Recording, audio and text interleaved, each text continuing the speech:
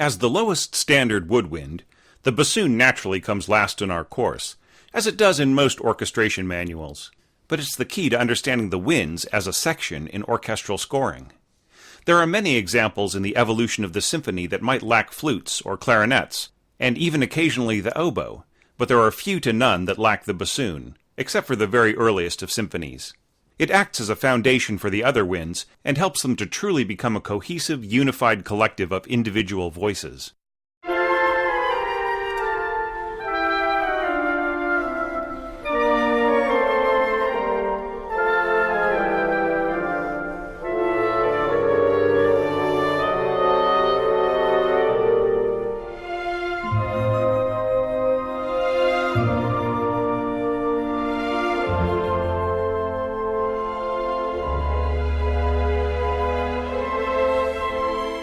In addition, the bassoon has one of the widest textbook ranges of any standard orchestral wind, from a rich low B-flat below the staff all the way up to E above the tenor staff. All of these pitches are standard and accessible to a competent professional player. Like the oboe and flute, the bassoon reads in concert pitch with no transposing.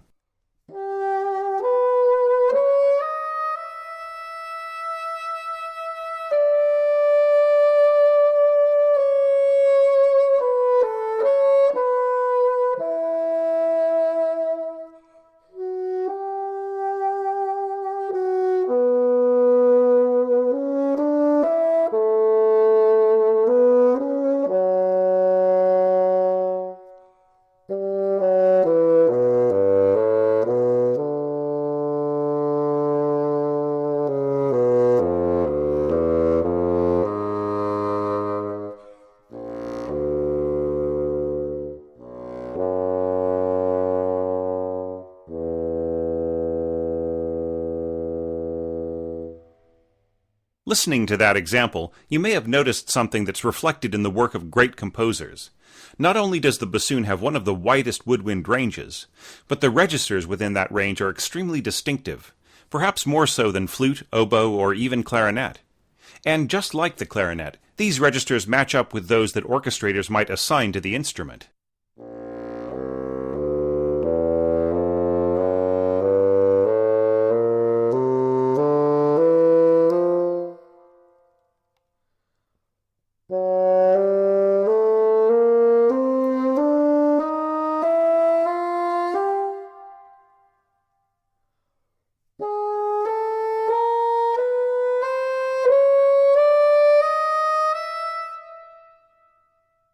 This is one of those reasons why every competent orchestrator should know something about instrument manufacture, because the reason for the timbral differences between the bassoon registers are built right into the instrument. The bassoon's basic scale is F major, covering most of the bass staff. The notes below this fundamental scale are reached with extension keys that are largely controlled by the thumbs reaching down from G an astonishing 9 half steps to B flat. That adds up to a complete range of 20 fundamental tones, almost 2 octaves of first partial waveforms. This ensures a wonderfully even, resonant color to the bassoon's low register.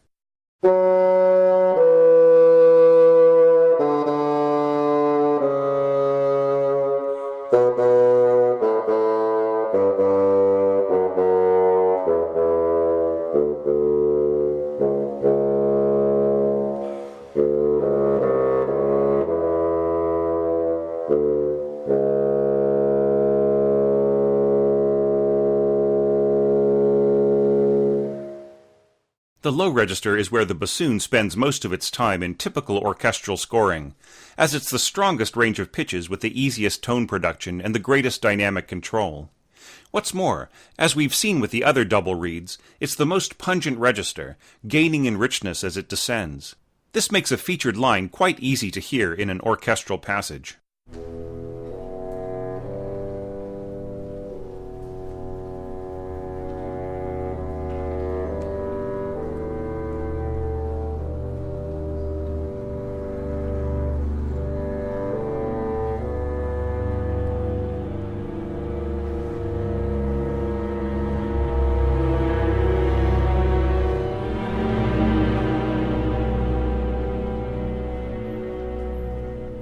The bassoon's strategy of extreme extensions comes at a price. Its fundamental F major scale is so high up in the low register that when overblown, the resonant length of bore will be much shorter, almost half the bassoon's length, in fact. This is so short as to almost represent another instrument, which is the main reason why the bassoon's middle register sounds so distinctive. It's not overblowing the deepest, richest extension tones of its full 9-foot length, but its more moderate fundamental scale.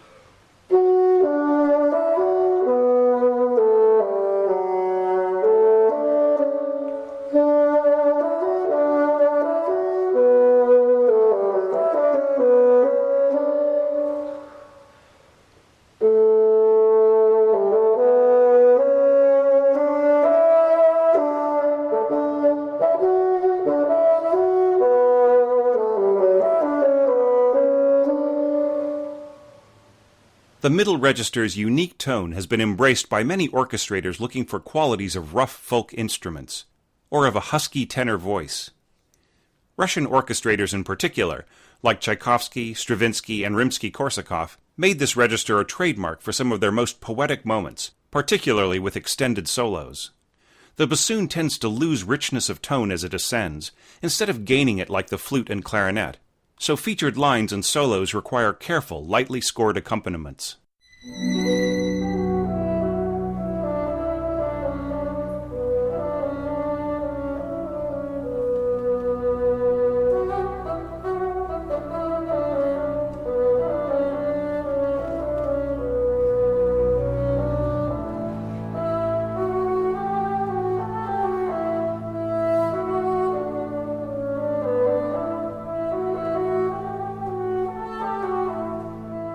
The bassoon's high register takes that pale, somewhat strained sound and elevates it to unearthly levels. It's only 9 half-steps from G-sharp 4 to E5, a very small distance compared to the enormous range of the low register. But as the bassoon ascends, its pathway becomes ever more perilous. It takes a lot of practice to maintain a good quality of tone in this register, and composers should help the player with careful, considerate scoring. Leaps, fluttery figuration, and bouncy arpeggiation are out of character. What the bassoonist really needs is for the very high notes to be approached by steps rather than leaps, and to be given plenty of time to play into those pitches. That will always get the best results.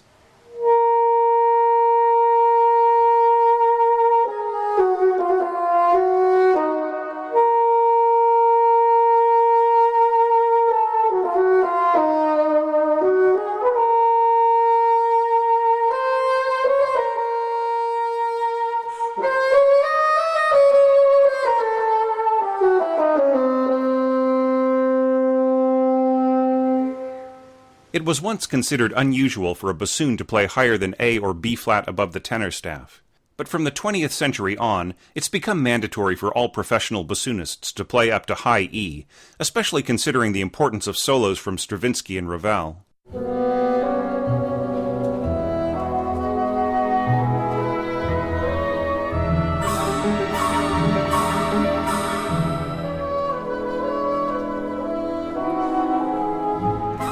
These 3 registers may be quite different from one another in tone quality, dynamic strength, and technical approach, but they still have a certain unity to them across the entire range of the bassoon. In the next video, let's explore how those registers combine to create a unique instrumental character.